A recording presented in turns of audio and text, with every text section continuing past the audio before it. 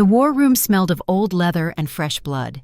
Maps sprawled across the oak table like wounds waiting to be sutured, each marked territory a reminder of what they'd lost, what they still had to lose. Torchlight flickered against stone walls that had witnessed 1,000 councils, 1,000 oaths, 1,000 decisions that sent good men to die for causes they only half believed in. Matthias Cole stood with his palms flat against the table's edge, studying the northern border like a man reading his own death sentence. 38 years of breathing, 20 of them at war, and he still felt the weight of each pin on that map as if it pierced his own flesh. Red markers showed Black Ridge positions. Blue showed his own scattered forces. The gap between them narrowed with each passing day. Across from him, Garrett shifted his weight, the movement subtle but loud in the thick silence. The beta's scarred face caught the light at an angle that made the old wound look fresh. 45 years had carved wisdom into the man's features, the way a river carves stone, patient and absolute. His single good eye studied the maps with the focus of someone who'd learned to see twice as much with half the tools. The question came quiet. How many days until their supply lines stretch thin? Matthias traced a route with one finger. The path burned into his memory from a dozen reconnaissance reports. 4, maybe 5 if they're rationing better than our scouts think. They're not. Rafe spoke from the shadows near the door, his voice carrying the certainty of a man who made it his business to know things others missed. Head of intelligence, 40 years old, with eyes that catalogued secrets the way other men collected scars. Their commander's arrogant. Konstantin Vara thinks overwhelming force means he doesn't need strategy. Arrogance makes men predictable. Tobias adjusted the leather brace on his left arm, the empty sleeve pinned neatly where the limb ended just below the elbow. Weapons master, 42, and still the deadliest man in any room despite fighting with one hand.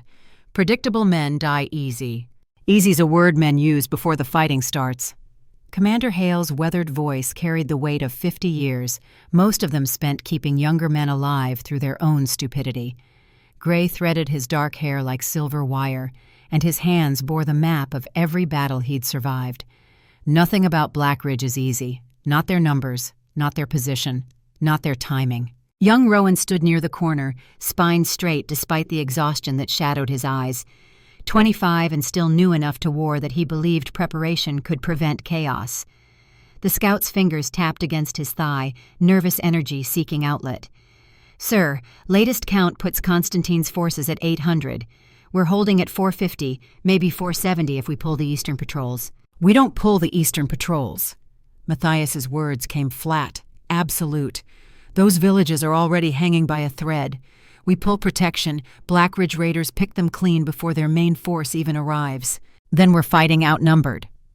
Garrett's statement held no judgment, just fact delivered with the bluntness of a man who'd survived worse odds by naming them honestly. "We've fought outnumbered before. We've lost men fighting outnumbered before." The truth of it settled over the room like morning frost.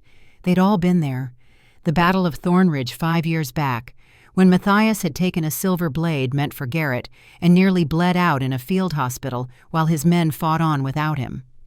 They'd won that day, but the cost still showed in how Tobias reached for a left hand that wasn't there anymore, how Commander Hale's knee buckled on cold mornings, how each of them carried pieces of that battle in their bones. Matthias straightened, rolling his shoulders against the tightness that lived there now, permanent as the stone walls around them.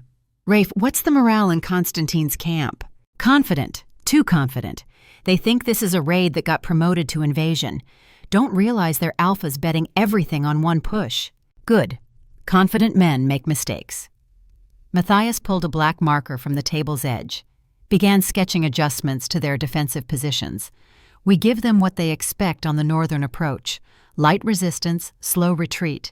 Draw them into the valley where their numbers work against them. Funnel them into the kill box." Tobias's voice carried grim satisfaction. "Use the ridgeline for archer positions. Let gravity do half the work." "And when they adapt?" Hale's question came from experience, from watching too many perfect plans dissolve into chaos the moment real fighting started. "Then we adapt faster." Matthias met the older man's eyes, the look that passed between them older than words. Trust earned through shared bloodshed, through standing back to back when the world tried to bury them both. Garrett leads the cavalry reserve. When their line overextends, he hits the flank, rolls them up from the side. The beta nodded once, no hesitation. They'd run this play before. It had worked. It had also cost them 12 good men and a village burned to ash while they were too busy fighting to protect it. Matthias's hand moved to mark the next position, and the room tilted, just slightly, just enough that the maps blurred at the edges and his fingers missed the marker by an inch. He caught himself on the table's edge, knuckles white against dark wood, and the pain that lanced through his ribs felt like someone had driven a heated blade between bone and lung. Old pain, familiar pain, the kind that lived in scar tissue and made promises about mortality. "Sir?" Rowan's voice came from very far away. Matthias forced his spine straight, forced breath into lungs that didn't want to expand. The room steadied. The maps came back into focus. His hand found the marker and completed the line he'd started, the movement precise despite the tremor only he could feel. "I'm fine." "You're not." Garrett's words held the particular authority of a man who'd earned the right to call his alpha a liar. "That's the third time this week." "Battle fatigue." "That's a wound." Hale moved closer, his experienced eye cataloging symptoms the way he'd been doing since before Matthias learned to hold a sword. "Old one, festering. How long you been hiding it?" The question deserved honesty. These men had followed him into hell enough times to earn truth. Since Thornridge. Silence dropped like a stone in still water. Thornridge. 5 years ago. The battle that had broken Blackridge's advance and cost them a generation of warriors. The fight where Matthias had stepped into a blade meant for Garrett, where they'd won the day and nearly lost their alpha to blood loss and silver poisoning. Where a healer named Sera Ashford had saved his life with techniques that shouldn't have worked, couldn't have worked, except they had. Where everything had changed. 5 years. Rafe's voice came quiet, dangerous in its restraint. "You've been carrying a wound for 5 years and said nothing." It was treated, healed enough to function. Healed enough to hide. Garrett's scarred face held the expression of a man watching a friend bleed out in slow motion. What happened to proper treatment? What happened was exile. What happened was a woman with steady hands and ancient knowledge being dragged from these halls in chains because she'd saved his life too well, bonded them too completely, made herself into a threat the council couldn't tolerate. What happened was Matthias choosing duty over the one person who'd looked at him like he was worth saving. The healer who could fix it properly. He let the sentence die, unwilling to finish it, unable to lie. "Was exiled." Tobias finished it for him, the words carrying their own weight of judgment. 3 years ago, on your order. On the council's recommendation. You didn't fight it. No, he hadn't. He'd stood in this very room and listened to Council Elder Thorne lay out the case against Sera Ashford. Listened to Elder Voss catalog the dangers of unauthorized bonds, the precedent it would set, the vulnerability it created. Listened to them argue that healers who could bind alphas were too powerful to leave unchecked. He'd watched Sera's eyes as they led her away. Hadn't seen hatred there. That might have been easier. Instead, he'd seen understanding, the kind that cut deeper than any blade. She'd known he would choose this, had probably known before he did. The bond between them had hummed with her knowledge of his cowardice, and he'd spent 3 years learning to ignore that hum the way a man learns to ignore chronic pain. Until the pain stopped being ignorable. Matthias pressed one hand against his ribs, felt the heat there that had nothing to do with the torches around them. "How long do we have before Blackridge moves?" "Don't change the subject." Garrett's voice carried the flat authority of a man who'd pulled rank exactly twice in 20 years, and both times had been to save his alpha from himself. "You're dying." "I'm functional." "For how long?" The question hung in the smoky air. Matthias felt the answer in his bones, in the way his breath came shorter each week, the way silver fragments worked deeper into tissue that couldn't expel them. Ironmore Keep's entire defense rested on him being strong enough to lead, sharp enough to think 3 moves ahead, present enough to make the decisions that kept his people alive. How long until he couldn't do that anymore? "Long enough." He straightened, forced command back into his voice. "We have 4 days until Blackridge reaches strike position. That's 4 days to shore up defenses, position our forces, and make sure when they come, we're ready." "And if you collapse in the middle of battle?" Rafe's pragmatism cut through sentiment like a blade through rot. "If that wound takes you down when we need you most?" "Then Garrett leads. Chain of command holds." Matthias met each man's eyes in turn. These were his brothers in everything but blood. They'd earned honesty. But I'm not planning on dying before we win this. Plans and reality part ways the moment fighting starts. Hale's observation carried the weight of 5 decades watching young men learn that lesson the hard way. You need a healer, a real one. The Keep has healers. The Keep has herbalists and field medics. What you need is someone who can extract silver from bone without killing you in the process. The commander's gaze held steady, relentless. You need her. Sera Ashford. The name hung unspoken between them. Matthias felt the connection stir at the thought of her. That link he'd tried to sever through distance and denial. 3 years since he'd seen her face. 3 years of feeling her presence at the edge of his consciousness like a ghost he couldn't exorcise. The tether didn't fade, it just learned to whisper instead of scream. Right now it whispered that she was alive, distant, probably tending to some crisis in that mountain sanctuary she'd claimed after exile. The Silver Peak healers took in the broken and discarded, made them whole again through means the council called dangerous and Matthias called necessary. He'd sent refugees there himself, quietly, through channels that couldn't be traced back to him. Let them think him cold. Let them think he'd forgotten her.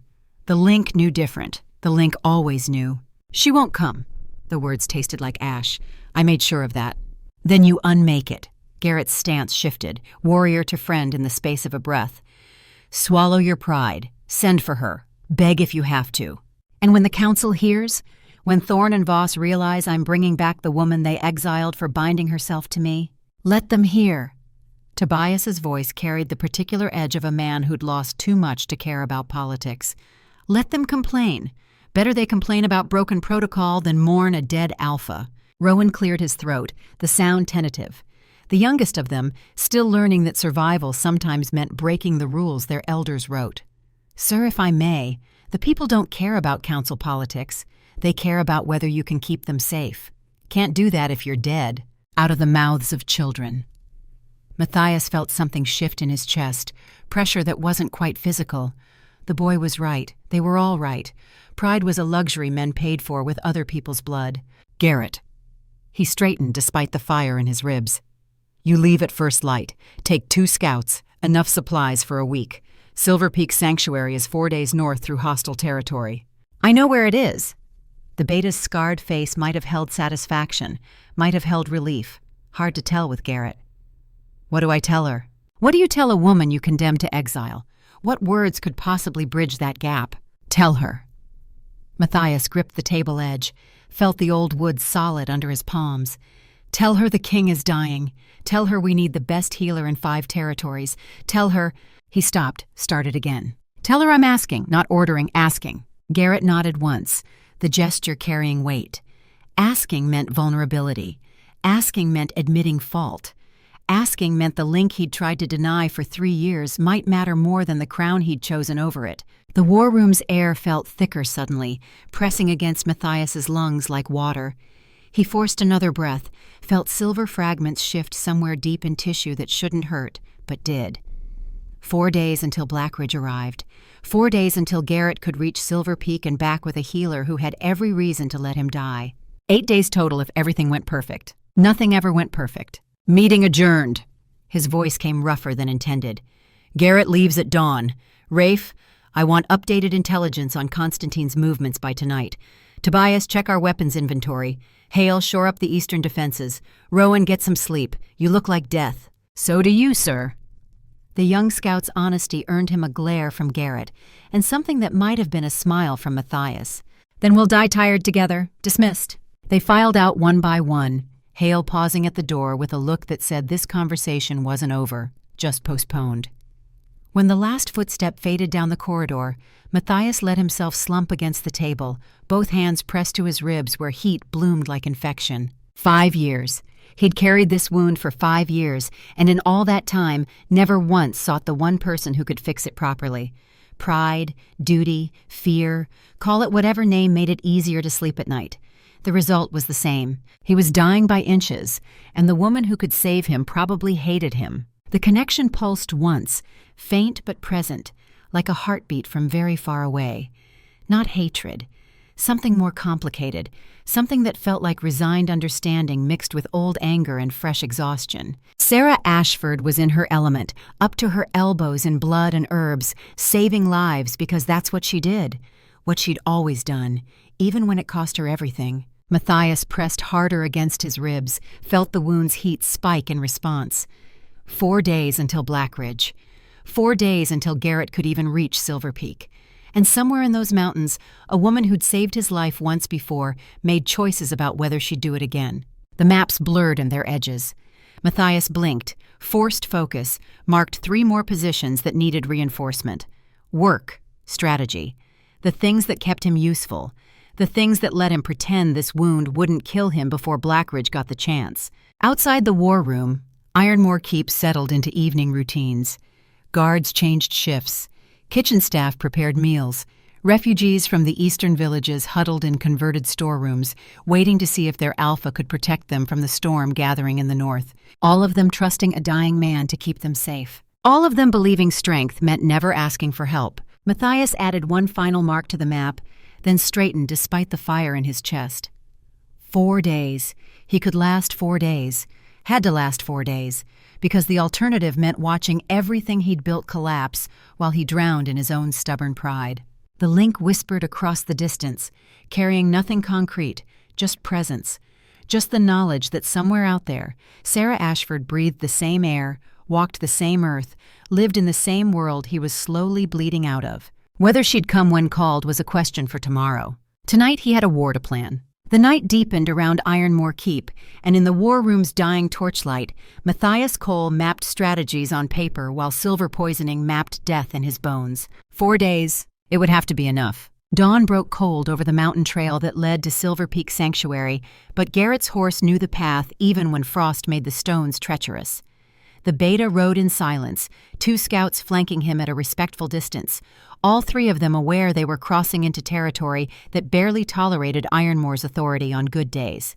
These were not good days. The sanctuary sat carved into the mountainside like a wound that had healed into something useful. Stone buildings clung to cliff faces, connected by bridges that looked too delicate to hold weight, but had stood for generations. Smoke rose from a dozen chimneys, carrying the scent of medicinal herbs and wood smoke. Refugees clustered in the outer courtyard, their conditions telling stories Garrett had seen too many times before. Burns from Blackridge raids, sword wounds from border skirmishes, the hollow-eyed exhaustion of people who'd run until running was all they knew how to do. A young healer approached, barely old enough to grow proper stubble, but his hands moved with the confidence of someone who'd seen things that aged him past his years. "State your business." "I'm here to see Sera Ashford. Chief Healer doesn't see visitors without appointment." "She'll see me." Garrett dismounted, moved with the careful deliberation of a man who knew how to avoid starting fights. "Tell her it's Garrett Steele, from Ironmore.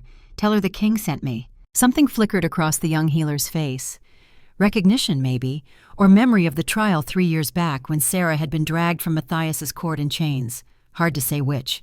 "Wait here." Garrett waited, studied the refugees, noted the efficiency with which healers moved between them, the organization that spoke to someone competent running this operation.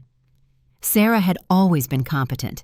It was one of the things that had terrified the council, the way she commanded respect through skill rather than title. Footsteps on stone, Garrett turned, and there she was. 3 years had carved subtle changes into Sera Ashford's features. 32 years old now, with silver threading through dark hair at the temples, earned through crisis rather than age. She wore healer's robes stained with substances Garrett didn't want to identify, and her hands carried the permanent ink stains of someone who documented everything, trusted nothing to memory alone. Her eyes met his, and Garrett remembered why Matthias had been so terrified of what she represented. Those eyes saw through pretense like glass, catalogued truth with the precision of someone who'd learned that lies killed patience. "Garrett." Her voice carried the same steady calm he remembered from field hospitals, from the moment she'd stood over a dying alpha and declared she could save him when every other healer had given up. "It's been a while. 3 years. 3 years? 2 months? 14 days since your king exiled me for saving his life." She stepped closer, and Garrett caught the scent of blood and antiseptic. But who's counting? No anger in her words. That would have been easier. Instead, she delivered facts with the clinical detachment of someone describing weather patterns. He's dying. Sera's expression didn't change, but something flickered in her eyes. The connection, probably. That link they'd tried to break through distance and denial, still feeding her information she didn't ask for. I know. You know? I'm linked to him, Garrett. Every time his wound spikes, I feel it. Every time he pushes too hard, pretends he's fine, bleeds internally, I know. She turned toward a stone bench, gestured for him to follow. What I don't know is why you think I'd care. Garrett sat, felt the cold seep through his riding leathers. 3 years of careful neutrality, 3 years of Sera building this sanctuary into something that mattered.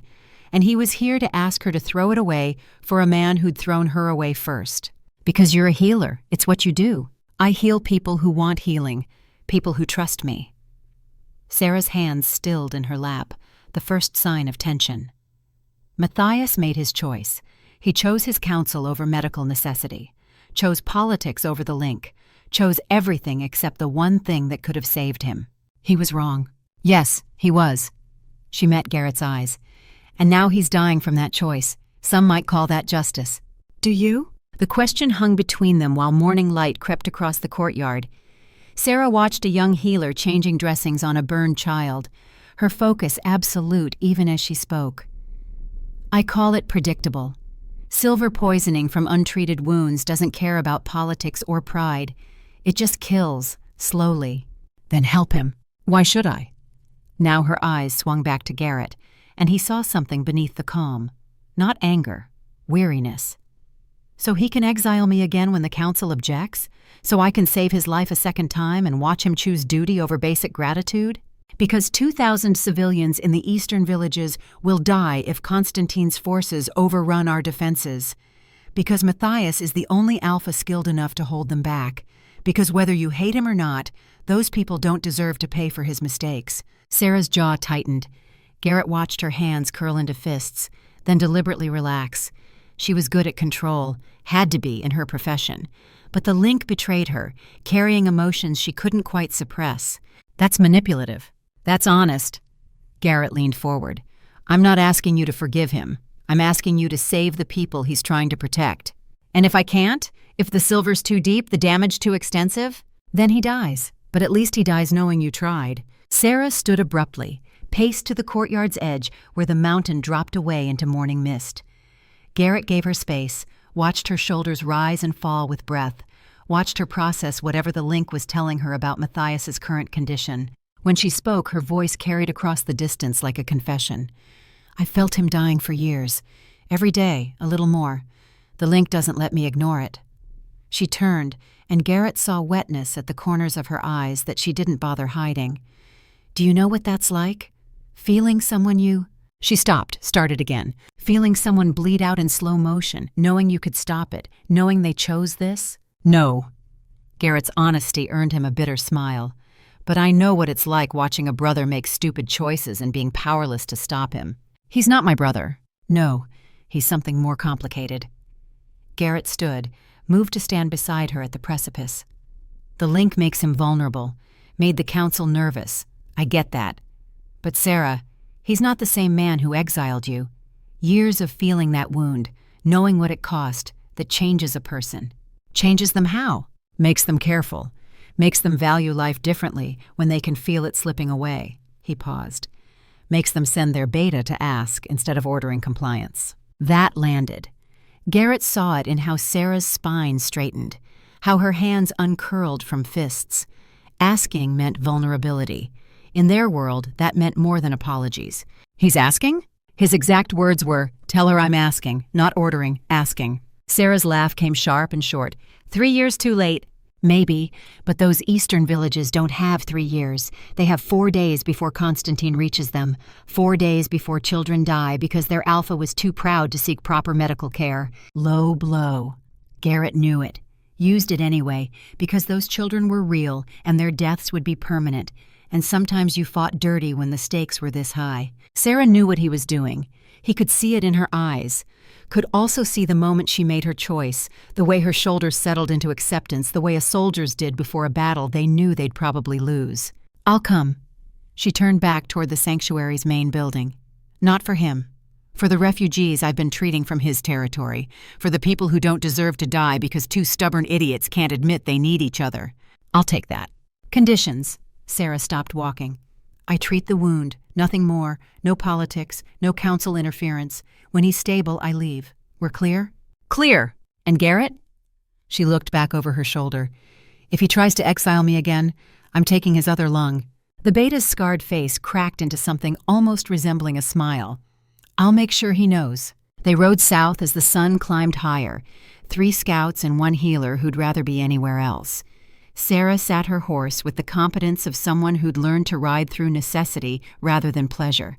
Her healer's satchel secured behind the saddle like it weighed more than leather and herbs. It did.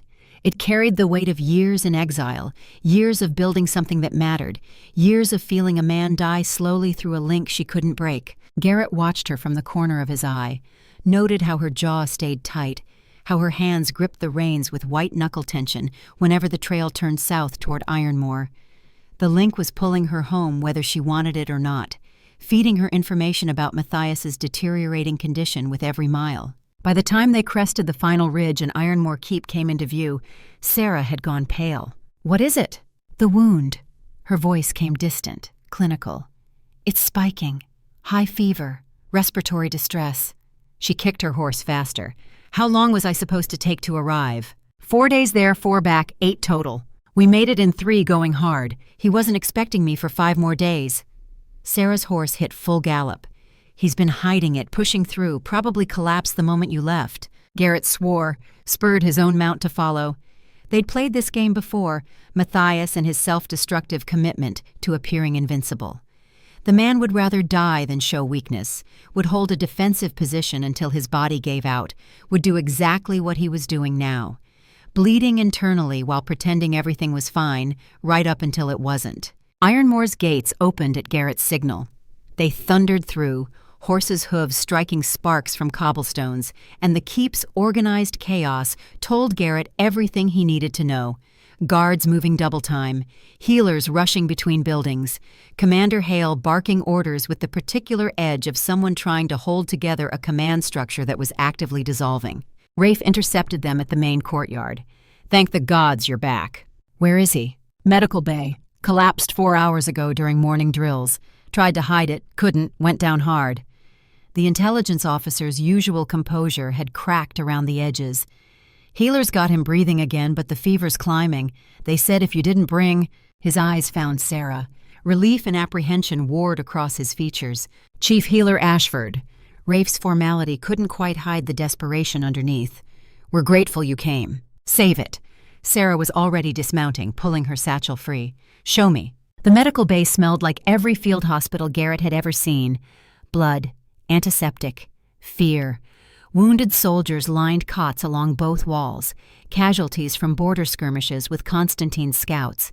At the far end, separated by a curtain that provided the illusion of privacy, Matthias Cole fought for breath. Sera stopped at the curtain's edge. Garrett watched her hand hover over the fabric, watched years of exile and anger war with years of feeling this man die through a link she couldn't escape. Then she pushed through. Matthias lay on a narrow cot, bare-chested, skin slick with fever sweat. The wound in his ribs looked worse than Garrett remembered. Black veins spiderwebbed from the original scar, infection spreading like poison through tissue. His breathing came shallow and wet, the sound of lungs filling with fluid they couldn't expel. 2 healers hovered nearby, young, competent, and clearly out of their depth. One looked up as Sera approached, relief naked on his face. Chief Healer, we've tried fever reducers, poultices, even considered bloodletting, but you're not trained in silver extraction. Sera set her satchel on the nearby table, began laying out tools with the methodical precision of someone who'd done this 1,000 times. Smart. Bloodletting would have killed him faster. She glanced at the wound, her healer's eye cataloging damage. How long has he been unconscious? 3 hours, woke twice, delirious both times. Fever spike? 104 and climbing. Sera's hands stilled for just a moment. Then she was moving again, pulling vials and instruments from her satchel. Everyone out except Garrett. I need space to work. The other healers fled gratefully. Garrett stayed, watched Sera's face for some sign of what she was feeling. The link had to be screaming at her now, this close to the source. Had to be flooding her with Matthias's pain, his failing body systems, his fading consciousness. "He's dreaming about you." Sera's voice came flat as she mixed compounds in a small bowl. "The link works both ways. I can feel it. Can you save him?" "I don't know." She moved to Matthias's side, placed one hand over the wound. "The silver's deep, bone deep. Fragments have been migrating toward his lung for 5 years. It's a miracle he lasted this long." Stubbornness. Stupidity. But her hand stayed gentle on his chest, fingers tracing the black veins with professional detachment. "I'll need to perform an extraction. It's invasive, painful. He'll need to stay conscious for part of it." "Why conscious?" "Because if I nick his lung, I'll need him breathing in a specific pattern to keep the perforation from spreading." Sera pulled a vial from her collection, uncorked it. "This will wake him. You hold him down when it does." She poured 3 drops on Matthias's lips, waited. His eyes opened. Unfocused at first, fever bright and confused. Then they found Sera's face, and something like recognition flickered through the delirium. "You came." "I came." Sera's clinical mask slipped for just a second, something raw underneath. "You look terrible." "Feel worse." His voice came rough, damaged. "Garrett made it to Silver Peak?" 3 days, rode hard." She showed him the extraction tools, let him see what was coming. "This is going to hurt. Silver's too deep for anesthetic. You need to stay still, stay conscious, do exactly what I say. Can you do that?" Matthias's eyes tracked to Garrett. "You'll keep the council away?" "Every single one of them." The beta moved to the curtain, positioned himself like a guard. "You focus on not dying." "Trying." Matthias's gaze swung back to Sera. "If this goes wrong..." "It won't." "If it does, tell Garrett he leads. Tell the council..." He stopped, started again. "Tell them I chose this, my choice, not yours." Understanding flickered across Sera's face. He was trying to protect her. Even now, dying from a wound that existed because he'd sent her away, he was trying to make sure the council couldn't blame her for whatever came next. Years of exile, years of anger, years of the link screaming that he was dying and she'd let it happen. And still he tried to protect her. Something in Sera's expression cracked. Not forgiveness, not reconciliation, just exhaustion with the weight of all this stubborn, self-destructive nobility. "Shut up." She positioned her first tool over the wound. "And don't move." The extraction took 2 hours. Matthias screamed twice, bit through his own lip once, and stayed conscious through sheer force of will that would have impressed Sera if she had energy left for being impressed. The silver fragments came out piece by piece, some the size of splinters, others large enough to have killed him months ago if they'd shifted wrong. Through it all, the link hummed between them. Sera felt his pain as her own, felt his determination as weight in her chest, felt the exact moment when the last fragment came free, and his body started the slow process of deciding whether to die or heal. When it was done, she cleaned the wound, applied salves that would prevent infection, and stepped back to let her assistants bandage him properly. Matthias had passed out somewhere around the 90-minute mark, his body finally giving him the mercy his consciousness had refused. Garrett caught her as she swayed. "Easy. When's the last time you ate?" "Yesterday, maybe." Sera let him guide her to a chair. "He'll live, probably, if infection doesn't set in, if the lung tissue repairs properly, if you keep treating him." There it was, the real question underneath everything else. Sera looked at Matthias's unconscious form, felt the link settling now that the immediate crisis had passed. Still there, still permanent, still binding her to a man who'd chosen his crown over her freedom. "I'll stay until he's stable." The words cost her. "After that, we renegotiate." "Fair enough." Sera closed her eyes, let exhaustion drag her towards sleep. Tomorrow she'd deal with the council's inevitable fury. Tomorrow she'd face Matthias when he woke and decide whether years of exile could be forgiven or just acknowledged. Tomorrow she'd figure out how to live with a link that refused to break, with a connection to someone who'd proven he'd choose duty over her every single time. But tonight she'd kept him alive. Sometimes that had to be enough. In the medical bay of Ironmore Keep, surrounded by wounded soldiers and the smell of blood and silver, 2 people bound by choice and circumstance slept the exhausted sleep of survivors who knew the war wasn't over. Just paused, just catching breath before the next battle. Outside, Constantine's forces moved closer to strike position. Inside, an Alpha King breathed easier than he had in 5 years. and between them, awareness pulsed with the steady rhythm of two hearts that had never learned how to stop reaching for each other. 4 days until war. 4 days until everything changed again. The night settled over Ironmore like a promise waiting to be kept or broken. Matthias woke to pain that felt clean for the first time in 5 years, not absent. Pain never truly left men who'd lived through what he had, who carried the map of old battles in scar tissue and bone. But this pain held edges, instead of the dull, spreading rot he'd learned to ignore. This pain meant healing instead of dying, meant tissue knitting itself back together instead of slowly poisoning him from within. He opened his eyes to pre-dawn gray, filtering through the medical bay's high windows. Someone had moved him during the night, positioned him so his wounded side didn't press against the cot. Professional care, the kind that came from someone who understood bodies as architecture, who knew which small adjustments prevented suffering down the line. Sera sat in a chair beside his bed, asleep in that particular way healers learn to sleep. Not deeply. Ready to wake at the slightest change in a patient's breathing, the smallest sound of distress. Her head rested against the stone wall at an angle that would leave her neck stiff when she woke, and ink stains marked her fingers where she'd been writing notes before exhaustion claimed her. She was here, real, solid, breathing the same air. The link hummed between them, steadier than it had been in months. Not the frantic pulse of crisis, but something quieter, something that felt almost like peace, if peace could exist between two people who'd hurt each other as thoroughly as they had. Matthias shifted, testing his ribs. The movement pulled at fresh sutures, sharp but manageable. He could breathe, properly breathe, both lungs expanding without the wet catch that had been stealing his breath for years. She'd done it. Extracted silver fragments that every other healer said were too deep to reach, too dangerous to attempt. Spent hours cutting into tissue while he screamed, while the link flooded her with his agony as if it were her own. And she'd stayed. The realization settled over him like morning frost.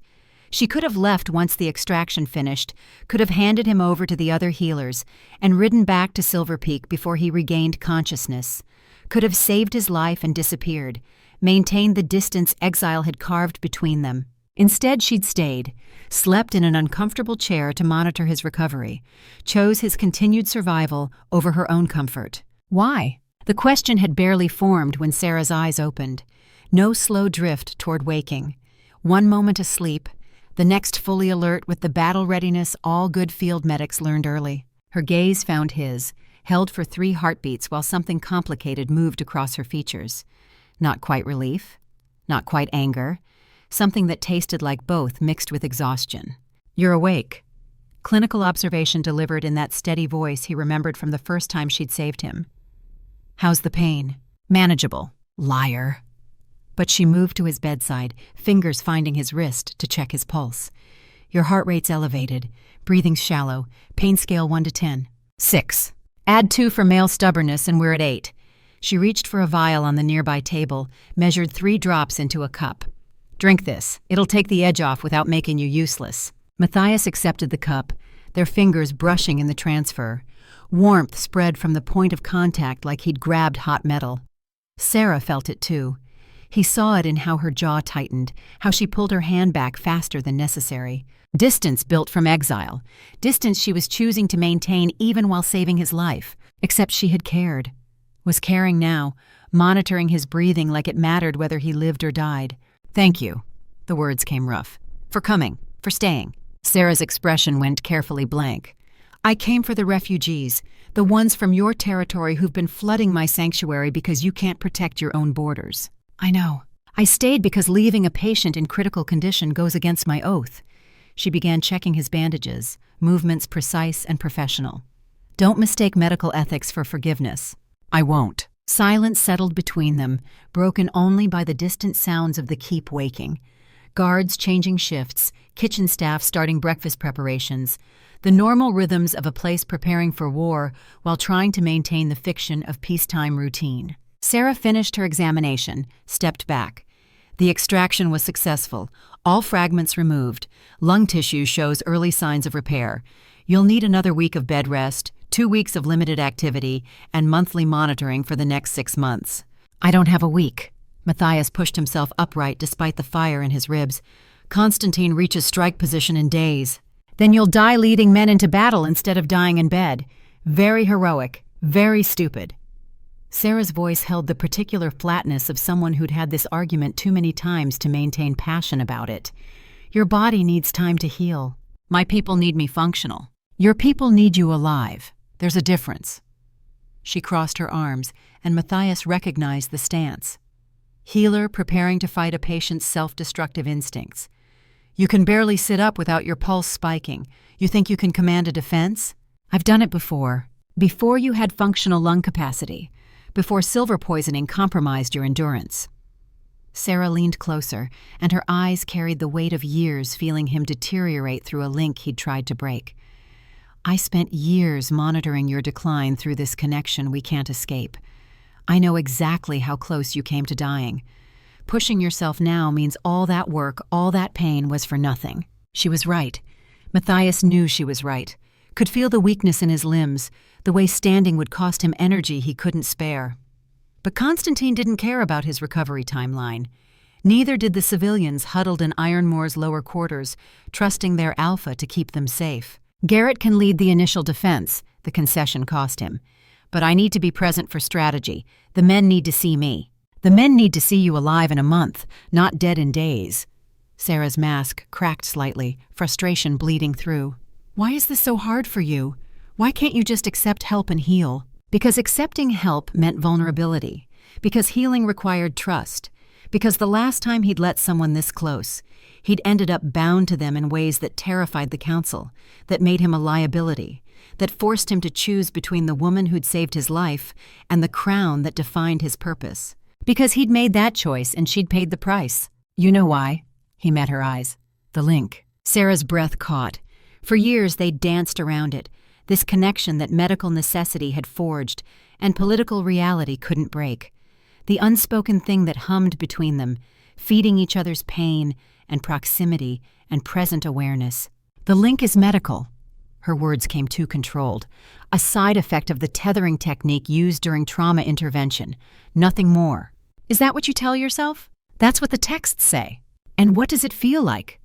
Matthias pushed, despite knowing he was crossing lines, breaking unspoken agreements forged through careful separation. "When I collapsed days ago, when the fever spiked, what did you feel?" Sera's hands clenched into fists. "I felt a patient in distress." "You felt me dying." "I feel everyone dying when they're dying. That's what healers do." But her voice had gone rough, and the link betrayed the lie, carried her actual emotion like groundwater seeping through stone. Fear, anger, relief so profound it hurt. She'd been terrified. The link whispered it. Years of feeling him slowly poison himself, years of knowing she could stop it and choosing pride over intervention. And then Garrett had arrived asking for help, and she'd broken. Ridden days through hostile territory. Spent hours extracting silver while the link flooded her with his agony. Stayed through the night monitoring his breathing like it was her own. Medical ethics, right. "Sera, don't." She turned away, shoulders tight. "Don't make this about the link. I came because civilians needed protection. I stayed because you'd die without proper aftercare. When you're stable, I'm leaving. That's the arrangement." "And if I don't want you to leave?" The question hung in the air like smoke. Sera stood very still, her back to him, and Matthias could feel the war happening inside her through the link. Stay or go, safety or risk. The mountain sanctuary she'd built from nothing or the keep that had exiled her. Him or freedom. "You don't get to want things from me." When she turned back, her eyes held something that looked like old grief. "You gave up that right when you stood in that throne room and said nothing while they dragged me away. When you chose their fear over my freedom. When you spent years pretending the link didn't exist, because acknowledging it meant admitting you were wrong." Each word landed like a blade, accurate, deserved. Matthias had spent years building justifications for his choice, telling himself exile had protected her. That distance kept her safe from council politics, that she was better off without him. The link had known he was lying, had whispered her pain across the distance, her anger, her slow reconstruction of a life that didn't include him. "You're right." The admission came easier than expected. "I was wrong. I chose politics over people, chose my crown over your freedom. Chose everything except the thing that mattered. And what was that? Sera's voice carried dangerous quiet. You. Simple, true. Years too late, but true nonetheless. I chose everything except you, and I've regretted it every day since. Sera's breath came faster. Awareness pulsed between them, carrying weight that words couldn't hold. Regret doesn't undo exile, doesn't give me back lost time, doesn't change that when it mattered. You picked them over me. No, it doesn't. Matthias forced himself upright despite the pain, despite weakness that made his hands shake. But maybe it means something that I'm saying it now, that I'm not hiding behind duty or crown or council politics. I was wrong. You saved my life and I threw you away for it. And I'm sorry. The words settled into silence. Through the link, Matthias felt Sera's composure fracturing, felt careful distance crumbling under the weight of an apology she'd probably stopped expecting. Before either could speak, footsteps echoed in the hallway, multiple sets, moving with purpose. Matthias recognized Garrett's heavy tread, Rafe's lighter step, and beneath them the measured pace of someone who walked like they owned whatever ground they touched. The curtain pulled back and Commander Hale entered, his weathered face grim. "Sir, we have a situation." Matthias caught the formal address, the tension in Hale's shoulders. Not a medical update, something tactical. "Report." Constantine moved his timeline up. He's not waiting. Hale's eyes flicked to Sera, then back. "They're attacking tonight." The words hit like physical impact. Tonight. Not days away. Not time for recovery or strategy adjustments or any of the careful preparation that kept men alive when numbers were against them. Tonight. Sera's hand found Matthias's shoulder, steadying him as he swayed. "He can't fight. He can barely stand." "I know." Hale's voice carried the weight of 50 years watching young men die because orders demanded it. "But they're not giving us a choice." Garrett pushed past the commander, map already unrolling in his hands. "Scouts report 800 warriors moving on our eastern flank. They're using the valley approach we predicted, but half a day early. If we're not in position by nightfall, they'll overrun the villages before we can mount a defense." "How many do we have in position?" Matthias forced his mind to shift gears, pushed past pain and weakness into the tactical clarity that had kept him alive through 2 decades of war. 400, maybe 420 if we pull the reserve guards. Outnumbered 2-1, fighting on short notice, their alpha barely able to stand. The math was brutal and simple. They were going to lose. Unless, Matthias looked at Sera, the silver root barriers you mentioned, how fast can you deploy them? She blinked, caught off guard by the sudden tactical shift. 4 hours if I have help. But Matthias, you can't seriously be planning to— Garrett leads the main defense. Rafe coordinates intelligence and communication. Hale commands the reserve forces. Matthias's voice strengthened as the strategy took shape, as purpose overrode pain. "Sera, you and your healers deploy Silverroot along their supply route. Slow their advance, buy us time to position properly. I'm a healer, not a tactician. You're someone who knows how to move through hostile territory unseen. You've been doing it for years, getting refugees to safety." He met her eyes. "I'm not ordering you. I'm asking. Will you help?" Awareness thrummed between them. Matthias felt her weighing options, calculating risks, deciding whether his people deserved her help even if he didn't. 4 hours to deploy." She turned to Hale. "I'll need 3 assistants who can follow orders without arguing, and Garrett's scouts to mark the routes." "You'll have them." Relief flickered across the commander's face. Sera looked back at Matthias one more time. "When this is over, we're having a conversation about rest and recovery. Clear?" "Clear." She left with Hale, already calling orders to her assistants. Garrett waited until the footsteps faded before speaking. She came back. "For the refugees." "Keep telling yourself that." The beta's scarred face held something that might have been amusement. "But the link doesn't lie. She came for you." "Maybe. Maybe not." Right now it didn't matter. Right now Constantine was moving and his people needed defending, and Matthias had approximately 6 hours to turn near certain defeat into something survivable. He pushed himself fully upright, ignored the way the room tilted, forced his legs to hold weight they weren't ready for. "Help me to the war room. We have a battle to plan." "You should be resting." "I'll rest when we're not about to be overrun." Matthias gripped Garrett's offered arm. Let the beta take most of his weight. Besides, Sera will kill me if I die after she spent hours extracting silver. Seems rude. Garrett's laugh came rough. "She'd do worse than kill you. Exactly. So let's make sure I survive long enough to have that conversation about rest. They made their way through corridors filling with organized chaos. Warriors checking weapons, healers preparing field stations, civilians being moved to interior rooms away from potential breach points. The keep had shifted into its war footing with the smooth efficiency of people who'd done this before, who knew their roles when crisis arrived. The war room held Rafe and Tobias already positioned over the maps, marking new intelligence as it arrived. Young Rowan stood by the door, ready to run messages. All of them looked up when Matthias entered, and something settled in their expressions. Concern mixed with relief.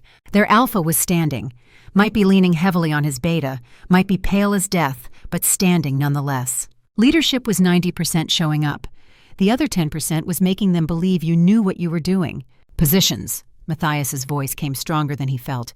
What do we know? Rafe pointed to marked sections of the map. Constantine's moving in 3 columns. Main force through the eastern valley like we predicted. But he's added flanking elements here and here.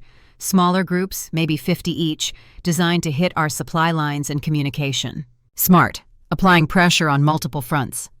Matthias studied the positions, mind cataloging options and discarding them just as fast. He's expecting us to split our forces to match. Standard defense doctrine says we should. Tobias's single hand moved across the map, indicating their own positions. Divide into 3 groups, contain each thrust, which is exactly why we don't do it. Matthias pulled a marker, began sketching adjustments. We let the flanking elements through, minimal resistance, make them think we're weaker than we are. They'll hit our supply depot. Garrett's objection came automatic. Empty the supply depot. Move everything of value to the inner keep. Leave enough to make it look real, but nothing we can't lose. Matthias continued marking. When they commit to raiding it, Tobias's forces collapse behind them, cut them off from their main army. Understanding flickered across faces. Not a defense, a trap. Meanwhile, main force engages Constantine's center in the valley. Matthias's marker moved faster now, strategy flowing despite exhaustion. Garrett commands, holds position until Sera's Silverroot barriers slow their advance. When they stall, Hale's reserves hit from the ridge. Anvil and hammer. Risky. Rafe's assessment held no judgment, just fact. If Sera's barriers don't work, if the timing's off, Garrett's forces get overrun. I know. Matthias met each man's eyes in turn. I'm asking you to trust a healer you barely know and a strategy that requires perfect timing. I'm asking you to fight outnumbered with your alpha too weak to stand beside you. If any of you want to object, now's the time. Silence held for 3 heartbeats. Then Garrett's scarred face split into something almost resembling a grin. We've followed you through worse odds. At least this time you're honest about nearly dying. And Sera's barriers are solid tactical theory. Rafe's analytical mind had clearly been working through the possibilities. Slowing their advance by 30% changes the math significantly. Plus, trapping their flanking forces means we're not actually fighting 800. Tobias adjusted his weapons harness. More like 650 once we factor in their divided attention. Still outnumbered. Hale's voice carried the weight of experience that had seen perfect plans dissolve into chaos. Still alive. Matthias pushed away from the table, forced his legs to hold him upright without support. We execute at sunset. Garrett, coordinate with Sera on barrier timing. Rafe, make sure our scouts know to let those flanking elements through. Tobias, prep your trap at the supply depot. Hale, position the reserves where they can't be seen but can strike fast. Orders given, pieces moving. The familiar rhythm of command settling over him like armor he'd worn so long it felt like skin. And sir? Rowan's young voice held hesitation. What will you be doing? Matthias allowed himself a small smile, trying not to collapse before we win. Evening fell faster than Matthias would have preferred. Sunset painted the eastern valley in shades of blood and bronze, long shadows reaching across ground that would be contested before full dark arrived. From the keep's highest tower, he watched his forces move into position, each unit flowing to their assigned locations with the coordination that came from years fighting together. Sera's barriers had gone up an hour ago. He'd felt it through the link, her concentration absolute as she wove Silverroot into patterns that would sap Shifter's strength, cloud judgment, slow the aggressive momentum that made Constantine's forces dangerous. Not a weapon. A subtle degradation of capability that enemy forces wouldn't notice until they were too deep to retreat. Elegant, effective, Exactly the kind of tactical thinking the council had feared when they'd demanded her exile. They'd been afraid she'd make him weak. Instead, she'd made him see strength in methods he'd never considered. "Sir!" Garrett's voice came from the tower stairs. "Scouts report Constantine's vanguard entering the valley. 20 minutes until contact." "Our forces?" "In position. Sera's back from barrier deployment. She's insisting on joining the field healers." The beta's tone suggested he'd already argued this point and lost. "Let her." Matthias turned from the view, faced his oldest friend. "She knows what she's doing." Protective of her suddenly. Aware of her competence. There's a difference. But the link hummed with concern beneath his words, with awareness that Sera was about to position herself in range of enemy forces, that healers died just as easily as warriors when battles turned ugly. Garrett studied him with that single eye that saw too much. "You care about her." "I'm linked to her. Caring comes with the territory." "That's not what I mean, and you know it." The beta moved closer, voice dropping. "You've been mourning this connection, feeling her at a distance and telling yourself it was for her own good. She's here now, in danger. How's that sitting?" "Terribly." The link whispered it with every beat of his heart. Sera was down there, exposed, vulnerable, about to be in the middle of a battle she'd spent years avoiding by staying neutral in her mountain sanctuary. She'd come back for refugees, for medical ethics, for every reason except him, and he was about to watch her risk everything for people who'd exiled her. "It's sitting like every other tactical decision that might get good people killed." Matthias forced command back into his voice. "We move forward because stopping means more death. We trust our people to do their jobs. We hope the strategy holds. And if it doesn't, then we adapt." He gripped Garrett's shoulder. "You've got command. I'll coordinate from here where I can see the whole field. If something goes wrong, if the plan falls apart, you pull everyone back. Understood? No heroic stands. You retreat and we regroup." "Understood." Garrett hesitated. "For what it's worth, this plan is good. Sera's barriers will work, and having her back even temporarily makes us stronger." The beta left before Matthias could respond, footsteps echoing down stone stairs toward the valley where 800 warriors prepared to test Ironmore's defenses. Alone in the tower, Matthias closed his eyes and reached for the link. Found Sera's presence immediately, sharp and focused, her healer's awareness cataloging positions and preparing for casualties. She was afraid, professional enough to channel it into preparation, but afraid nonetheless. He sent what comfort he could through the connection. Not words, just presence. Just the knowledge that she wasn't alone, that he was aware of her, that if things went catastrophically wrong, he would move heaven and earth to keep her safe. She felt it. He knew by the way her fear steadied, how her focus sharpened. Awareness worked both ways. His presence steadied her the same way hers had steadied him through hours of agonizing extraction. Years of denying this connection, years of pretending distance could break what trauma had forged. What a waste. Below, in the valley, battle horns sounded. Constantine's vanguard hit Garrett's forward positions with the overwhelming confidence of warriors who thought numbers guaranteed victory. The clash of steel on steel drifted up to the tower, accompanied by the deeper thunder of shield walls colliding. It had begun. Matthias watched his people fight, sent silent corrections through runners when positions needed adjustment, coordinated reserve movements based on how Constantine's forces adapted. The strategy held, barely. Garrett gave ground slowly, deliberately, drawing the enemy deeper into the valley where Sera's barriers waited.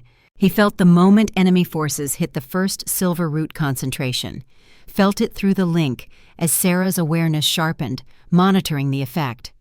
Warriors slowed, not dramatically, just enough that Garrett's forces could hold position instead of retreating, could match pressure instead of being overrun. 30% degradation, exactly what Sera had promised. The math shifted. 800 warriors fighting at 70% capacity meant effective force of 560, against Ironmore's 450, still outnumbered but survivable. If nothing went wrong, something always went wrong. This time it came from the east. A runner burst into the tower, breathing hard. "Sir, Constantine sent a fourth column we didn't know about. 200 warriors coming through the mountain pass. They'll flank our healers in 10 minutes. Matthias's blood went cold. The mountain pass, the route they'd left undefended because scouts had reported it impassable. Except clearly it wasn't. Clearly, Constantine had found a way through, and now 200 fresh warriors were about to hit their most vulnerable position. Where Sera was stationed, the link shrieked warning, carried her sudden awareness of danger, her immediate shift from healer to survivor, calculating escape routes and finding none that didn't mean abandoning wounded. She wouldn't run. He knew it with the certainty the link provided. She'd stay with her patients and die defending them, because that's what healers did. Unless someone stopped the flanking force first. Matthias moved before conscious thought. Down the tower stairs, legs that had barely supported him hours ago, suddenly finding strength from pure desperate necessity. The link flooded him with Sera's fear, her determination, her absolute refusal to leave wounded behind. He hit the courtyard at a run, grabbed a horse's reins from a startled groom. "Hail! Pull 20 from the reserves! Mountain Pass! Now!" The commander didn't question, just moved, barking orders that sent warriors scrambling. But 20 men against 200 was suicide math. They'd slow the flanking force, maybe buy time, but not enough. Not nearly enough! Matthias hauled himself into the saddle. The movement tore fresh sutures. He felt them give way, felt warm blood begin seeping through bandages. Sera would be furious, assuming he survived to face her fury. The link pulled him east like a physical tether, toward the healer station where Sera worked frantically to stabilize wounded, where she'd felt the same warning he had and made the same impossible choice. Stay or run, patience or survival. She'd chosen patience, so he'd choose her. The mountain pass opened before him, narrow walls rising on both sides, perfect terrain for ambush. Matthias drove his horse forward, Hale's 20 warriors thundering behind, and in the distance heard the war cries of Constantine's flanking force discovering their approach. 200 against 21. Matthias had survived worse odds, usually by being smarter, faster, more prepared. Tonight he had none of those advantages. Just desperation and a link that screamed warnings across his nerves, just the knowledge that Sera was in danger, and he'd already failed her once. Not again. Never again. The forces collided in the narrow pass with the ugly intimacy of close-quarters combat. No room for formation or strategy, just blades and bodies and the grim mathematics of who could kill faster. Matthias fought like a man possessed, like years of guilt had found outlet in violence. His ribs screamed. His barely healed lung protested. Fresh blood soaked through bandages. The link flooded him with Sera's terror as she felt him fighting, felt him bleeding, felt him doing exactly what she'd warned him not to do. But they held, 21 against 200, and they held because retreat meant Sera died and Matthias would burn the world before he let that happen twice. Hale fought beside him, 50 years of experience making up for age, making each strike count double. The pass's narrow walls worked in their favor, prevented Constantine's forces from bringing full numbers to bear. What should have been massacre became ugly stalemate, bought seconds turning to minutes. Enough time for Garrett to realize what was happening. Enough time to pull forces from the main battle, send reinforcements racing toward the pass. Enough time for Sera to evacuate the wounded and retreat to safer ground. Matthias felt her moving through the link. Felt her rage at his recklessness mixing with reluctant gratitude, felt the exact moment she understood what he'd done. Chosen her over tactics, over safety, over the careful distance he'd maintained. Chosen her like he should have chosen her the first time. A blade got through his guard, caught him across the shoulder, shallow but real. The link carried his pain to Sera, and he felt her stumble, felt her awareness snap fully to him across the distance. Then she was there. Not physically, but through the link, her presence flooding his consciousness with steadying calm. Her healer's awareness lending him knowledge of his own body, warning him which movements would tear sutures, which angles would protect his weakened lung. Fighting through the link. Two minds sharing one tactical awareness. Matthias moved where Sera's instinct guided him, avoided strikes she sensed coming, became something more than one wounded alpha against impossible odds. The reinforcements arrived like thunder. Garrett's voice roaring commands, fresh warriors pouring into the pass, turning the tide from desperate holding action to actual victory. Constantine's flanking force broke, turned, fled back through the pass, leaving their dead and wounded scattered across stone that would remember this fight long after the blood washed away. It was over. Matthias lowered his blade, felt the adrenaline drain away and leave nothing but pain and exhaustion, and the link humming with Sera's absolute fury. She was going to kill him. He almost looked forward to it. The healer's station had been relocated to the inner keep's great hall, rows of wounded on makeshift cots, while healers moved between them with urgent efficiency.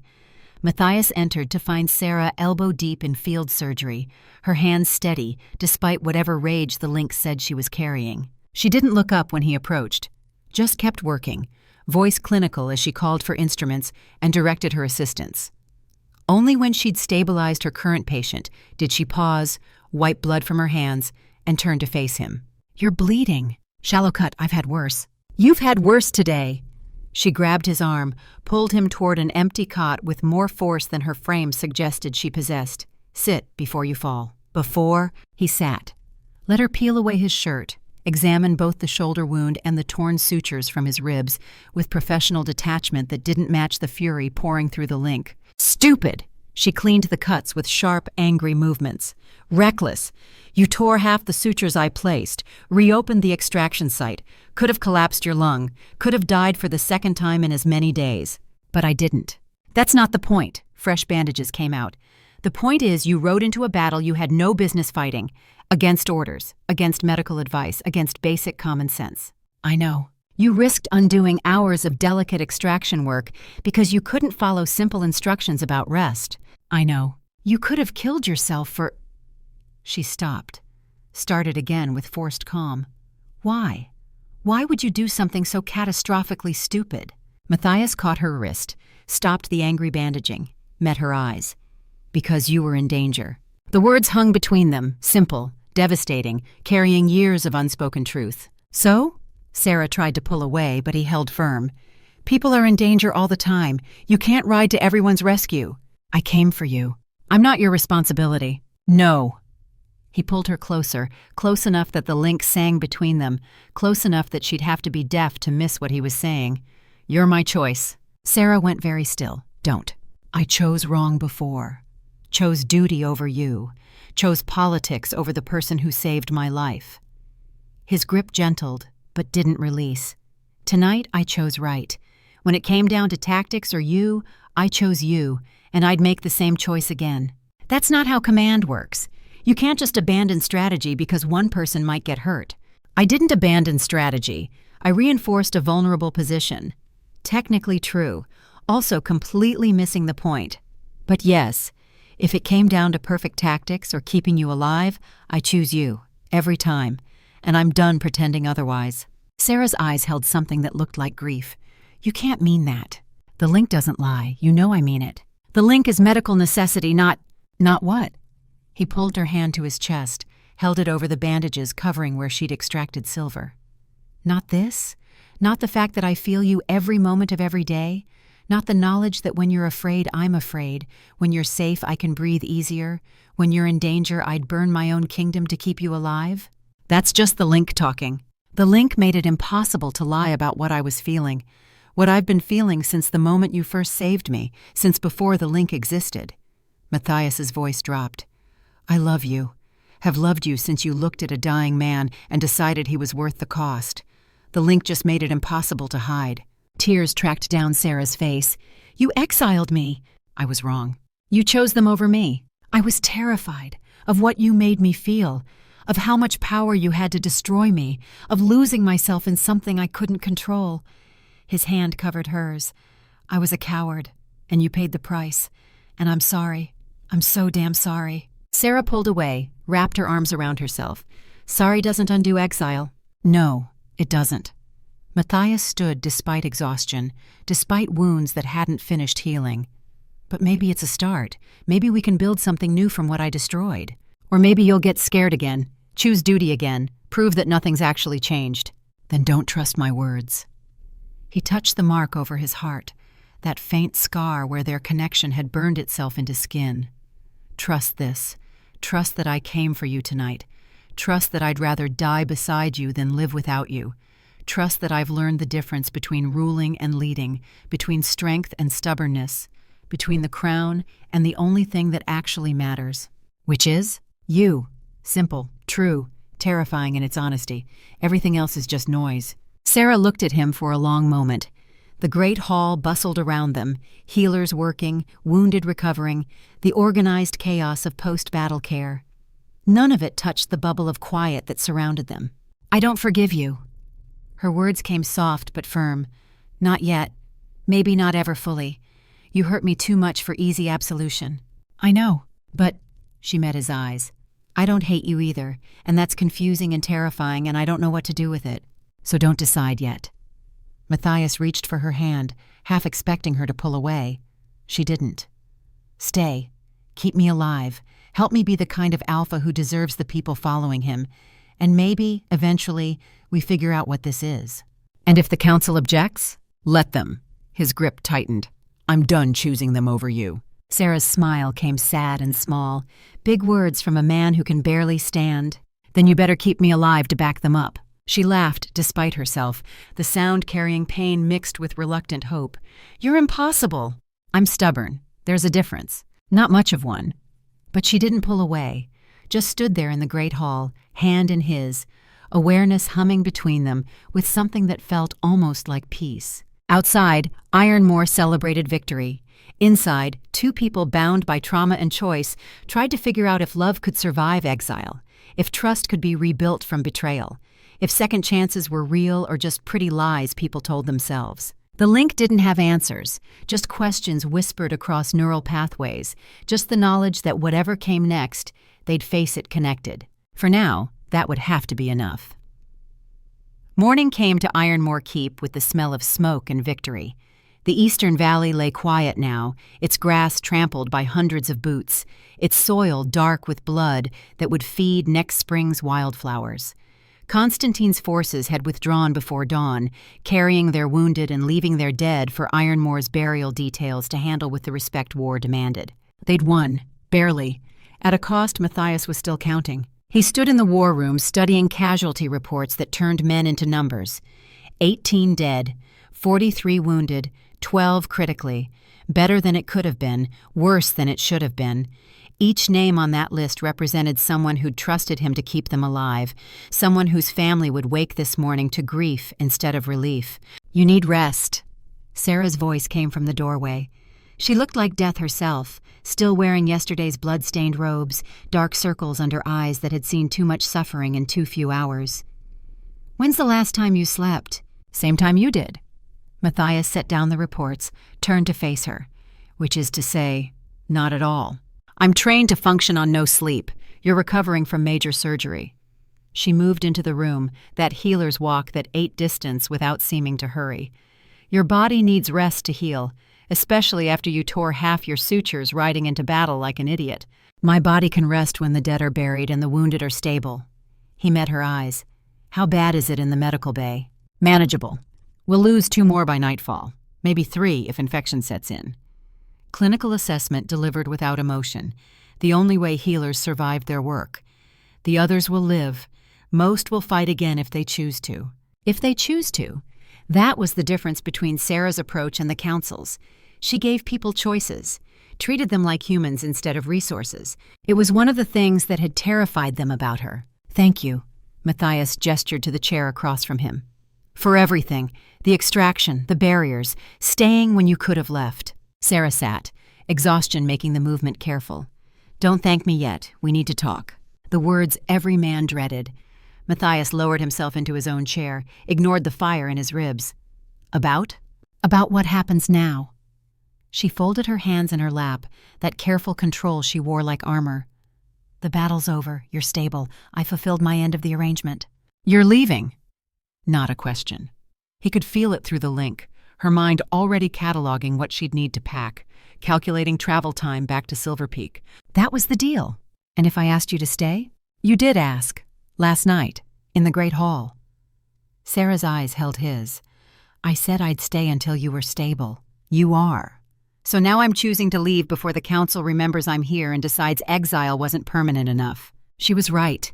The moment Council Elder Thorne and Elder Voss learned Sera had returned, they'd demand explanations, want assurances she wouldn't bond anyone else, wouldn't create more connections they couldn't control, would probably try to exile her again, this time with enforcement that actually stuck. Keeping her here meant fighting that battle, meant standing against the same people he'd deferred to before, meant choosing her over political convenience all over again, except this time publicly, permanently, with no room to hide behind duty or crown. What if the council's opinion didn't matter? Matthias leaned forward. What if I made it clear you're here by my invitation, under my protection, and anyone who objects can take it up with me directly? Then you'd be starting a civil war over a healer. Sera's voice carried the weight of someone who'd thought this through already. Your council barely tolerates bonds as it is. You make me a public issue, they'll use it to question your fitness to lead. Let them question. Matthias. She stood, paced to the window overlooking the valley. You nearly died twice in 2 days. Your people just fought off an invasion. The last thing they need is internal political conflict because their alpha can't let go of... She stopped. Matthias heard the word she didn't say hanging in the air between them. Me can't let go of me. Is that what you think this is? He rose despite the pain, moved to stand beside her at the window. Political liability I'm too stubborn to release? Isn't it? She turned to face him. Be honest. Before you exiled me to avoid council conflict. Now you want me back, knowing it'll cause the same conflict. What changed? Everything. Nothing. How did he explain that years of feeling her through the link, years of making decisions while aware of her silent judgment, years of knowing he'd chosen wrong had fundamentally altered who he was? I did. Simple. True. Before I thought leadership meant making hard choices, sacrificing what mattered to protect the greater good.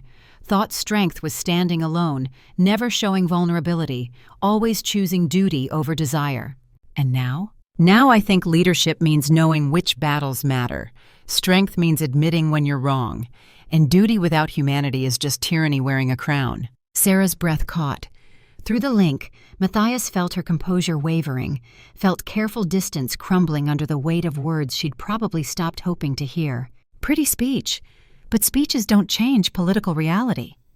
She wrapped her arms around herself. The council will still object, your people will still question, and you'll still have to choose between keeping me and keeping peace.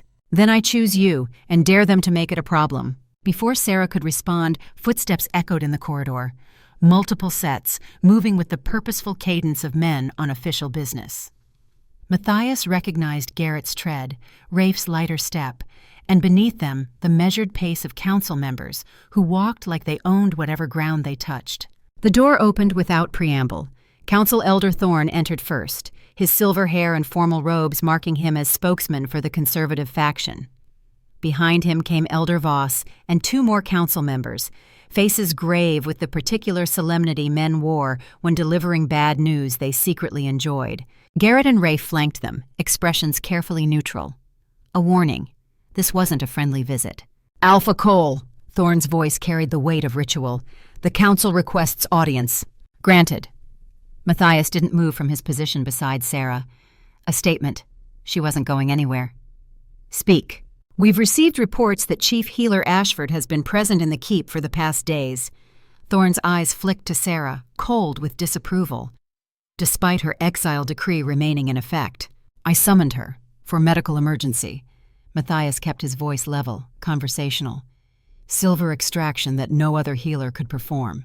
The medical emergency has passed, yet she remains. Voss stepped forward. We must ask Alpha why an exiled bond carrier continues to reside within keep walls. Bond carrier, like it was a disease, like the connection that had saved Matthias's life twice was something shameful to be hidden. She remains because I asked her to. Matthias felt Sera tense beside him, felt her preparing to object. He continued before she could. Because her tactical knowledge helped us win yesterday's battle. Because her healing skills saved 18 warriors who would have died otherwise. Because she's the most skilled healer in 5 territories, and I'd be a fool to send her away. Your personal gratitude doesn't supersede council law. Thorne's voice hardened. The exile decree was clear. Sera Ashford was banished for creating an unauthorized bond with the Alpha.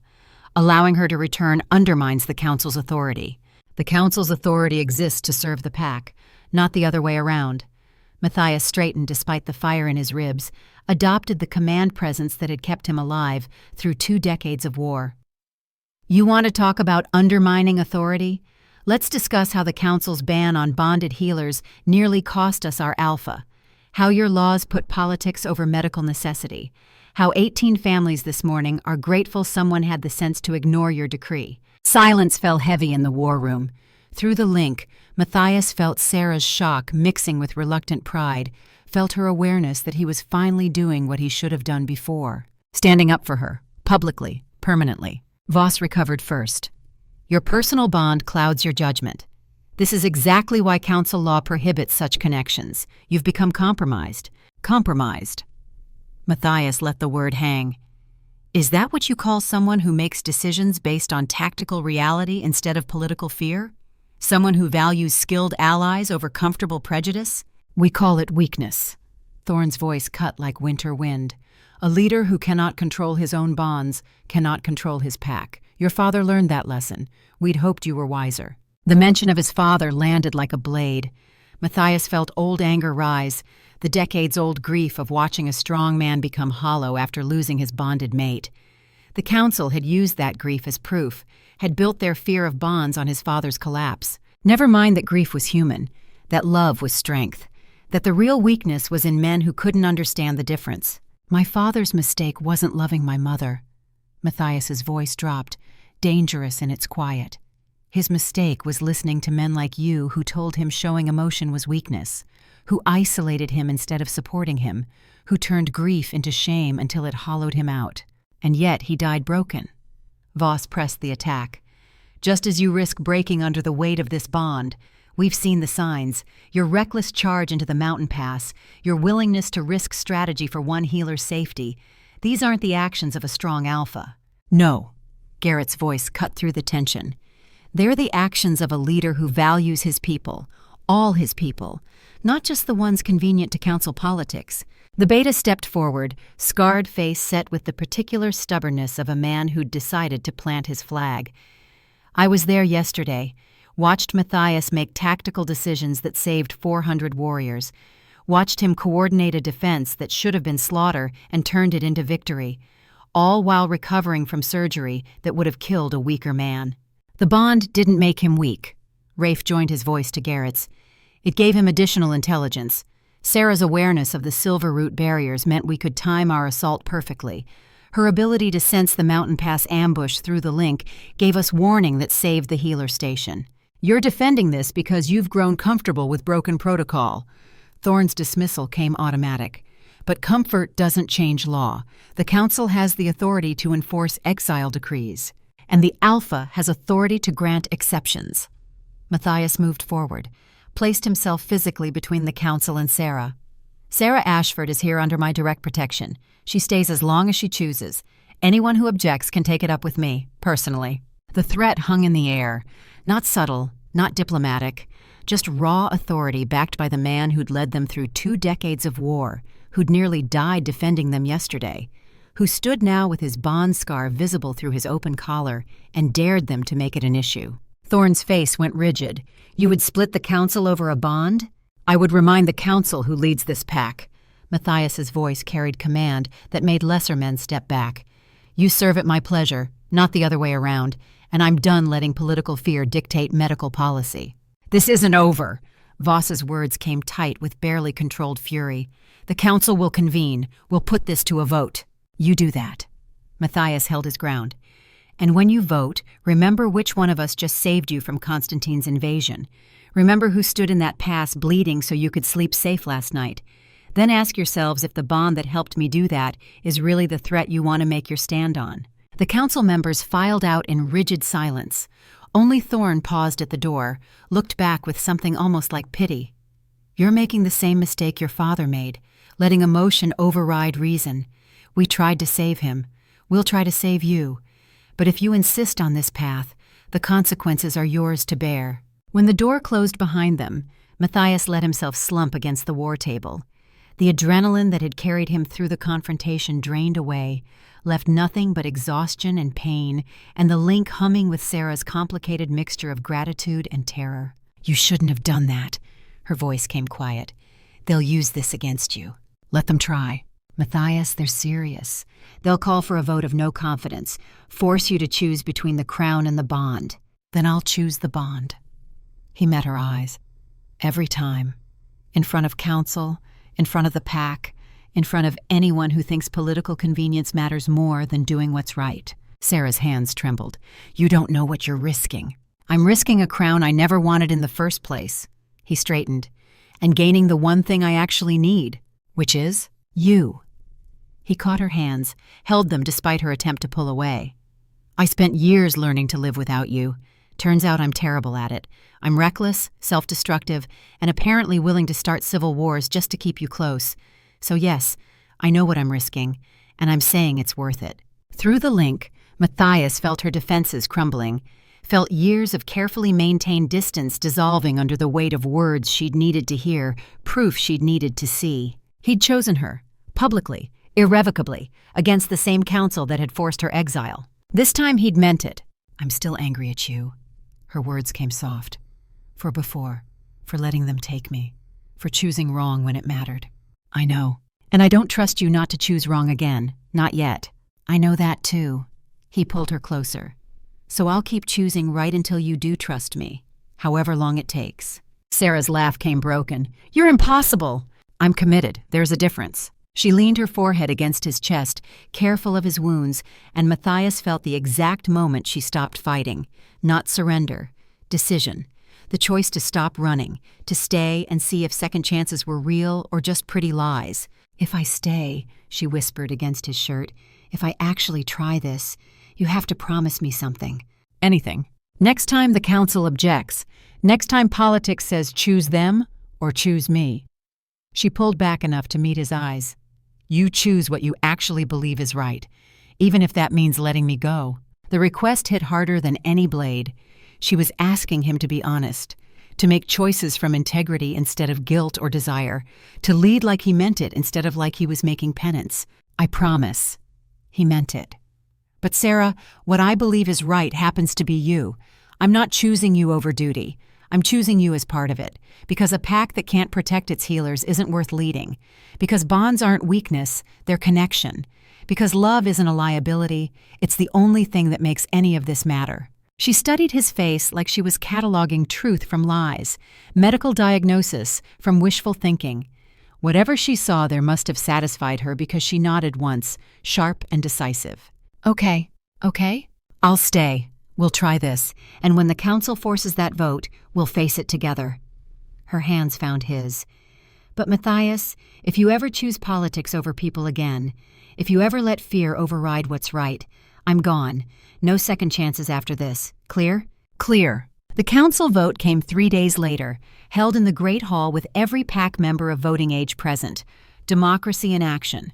Or theater, depending on your perspective. Matthias stood at the front, Sera beside him, both of them cleaned up from battle but still carrying the marks of it. His ribs were bound tight under formal robes that hid the bandages. Her hands showed the permanent ink stains of someone who'd spent days documenting casualties and treatment protocols. They looked like what they were. Survivors who'd earned their place through competence instead of birthright. Thorne called the assembly to order, his voice carrying over the gathered crowd. We convene to address a matter of law and leadership. Alpha Cole has chosen to harbor an exile in direct contradiction to council decree. The question before us is whether this action represents justifiable exception or dangerous precedent. Murmurs rippled through the crowd. Matthias felt the pack's attention like physical weight, hundreds of people trying to decide if their alpha had lost his mind or finally found his spine. The council's position is clear. Voss stood, addressed the assembly with practiced rhetoric. Bonds represent compromise, control, the ability to manipulate our leaders through emotional leverage. We exiled Sera Ashford to protect our alpha from such influence. His decision to recall her suggests the bond has already taken hold, that his judgment is no longer his own. More murmurs. Matthias caught faces in the crowd, some nodding agreement, others skeptical, most just confused, trying to navigate politics they'd rather avoid. We've seen the pattern before, Voss continued. Alpha Aldrich, may he rest, was bonded to his mate. When she died, he became hollow, led us through years of weakness that nearly destroyed this pack. We cannot allow history to repeat. We cannot allow bonds to compromise another generation of leadership. Thorne rose. Therefore, the council proposes the following resolution. Sera Ashford's exile is reinstated. She has 48 hours to leave Ironmore territory. Any attempt by Alpha Cole to countermand this order will be considered grounds for vote of no confidence. Silence fell heavy and absolute. The ultimatum was clear. Choose the bond or keep the crown. Make this mistake again and lose everything. Matthias felt Sera's hand find his, squeeze once. Through the link he felt her preparing to leave, to walk away before he had to choose, to spare him the decision by making it for him. No, he said it quiet, but the word carried. The council's proposal is rejected. Gasps, shocked murmurs. Thorne's face went rigid with disbelief. You reject council authority? Voss's voice climbed toward outrage. I reject council ignorance. Matthias stepped forward, addressed the assembly directly. Days ago, Constantine attacked with 800 warriors. We had 450. Every tactical analysis said we'd lose. Some said we should surrender, negotiate terms, save lives by accepting defeat. He let that sink in. We didn't surrender, we fought, and we won. Want to know why? No one answered. Matthias continued. We won because Sera Ashford deployed Silverroot barriers that slowed Constantine's advance by 30%. We won because the bond warned us about the Mountain Pass ambush in time to respond. We won because connection made us stronger, not weaker. Matthias moved through the crowd, made eye contact with individuals. Garrett, how many men did you lose in the valley? The beta answered without hesitation. 6. Would have been 20 without the barriers giving us time to position. Hale, how many wounded survived because Sera stayed to treat them? 18. The commander's voice carried weight of 50 years. Maybe more. She worked days straight keeping men alive. Rafe, in your tactical assessment, did the bond compromise my command? No, sir. The intelligence officer's analytical voice cut through emotion. If anything, it enhanced it. You had real-time awareness of barrier effectiveness through the bond, made adjustments faster than scouts could have reported. Matthias turned back to the assembly. You want to talk about bonds as weakness? Let's talk about the 18 families who still have fathers, brothers, sons, because I was bonded to someone who gave enough of a damn to save them. Let's talk about the victory we wouldn't have won without that connection. He pulled Sera forward. This woman was exiled for saving my life, for creating a bond the council called dangerous. They were right. It is dangerous. Dangerous to enemies. Dangerous to anyone who thinks our people are resources instead of humans. Dangerous to the idea that strength means standing alone. Matthias faced the council directly. You want my crown? Take it. But understand what you're choosing. You're choosing men who value political comfort over tactical victory, who'd rather lead through fear than trust, who think isolation is strength and connection is compromise. Thorne stood. This is exactly the emotional manipulation we feared. The bond has given me clarity. Matthias cut him off. For years I made decisions wondering if I'd chosen right, if exiling Sera had actually protected anyone or just made me feel safer. The bond meant I couldn't lie to myself, couldn't hide behind duty when it was really fear, couldn't pretend isolation was anything but loneliness wearing armor. He turned back to the assembly. I'm asking you to vote, not on whether bonds are comfortable, on whether they work, on whether you want leaders who can admit when they're wrong and choose different, on whether this pack moves forward together or stays frozen in fear of what connection might cost. Vote to exile Sera. You exile your best healer. Vote no confidence in me. You get leaders who'll make the same scared choices that nearly lost us this battle. Or vote to move past old fears. Accept that bonds can be strength. Trust that love doesn't weaken, it focuses. He took Sera's hand. I love this woman. The bond made it impossible to hide, but I loved her before the bond existed. And I'm done apologizing for it, done pretending it's weakness, done choosing crowns over people. Matthias met eyes throughout the crowd. My father's mistake wasn't loving my mother. It was believing men who told him that love made him broken, that grief meant failure, that showing emotion was weakness. He died hollow because he listened to that poison. I won't make the same mistake. So vote. Exile her and accept my resignation, because I'm done leading people who think strength means standing alone. Or vote to move forward. Accept that bonds exist, that they can help us, that maybe, just maybe, connection is exactly what we need. Silence held for 3 heartbeats. Then Garrett stood. I vote to let her stay and keep our alpha. Hale rose. I stand with Garrett. Rafe followed. The tactical advantage alone justifies it. Tobias pushed to his feet. Any pack that exiles its best healers deserves to lose. One by one, the command pack declared themselves. The men who'd fought beside Matthias for 20 years, who'd bled with him, who knew exactly what the bond had cost and what it had given. Then others rose. Warriors who'd fought in the valley, families of the wounded Sera had saved, people who'd watched their alpha nearly die and seen him come back stronger, not weaker, for the bond he carried. The vote wasn't even close. When Thorn called for final count, 3/4 of the assembly had stood in support. The council's resolution died in the face of overwhelming rejection. Voss's face went purple with fury. "This is madness. You're endorsing weakness." "No." Young Rowan's voice cut through. The scout stood, 25 years old, and still learning what courage looked like.